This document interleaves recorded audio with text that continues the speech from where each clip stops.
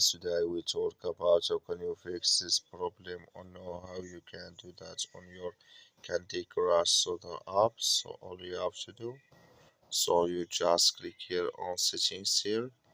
When you just click on settings, it's going to show for you a list like this here. So then you go down, just keep going down, click here on apps. Come to apps list here and there you're looking for Candy Crush Soda app. Or just click on search and here Candy Crush Soda app, just click on it. So then it's going to take you to this list. Click on first stop, click on OK. Then you go down, just click on storage. Come to storage list here, just click on clear cache. Then all you have to do, so you just turn off your Wi-Fi and turn on it again. Then it's going to work with you. That's all you have to do. Thank you for watching. Don't forget to support us by liking, subscribe.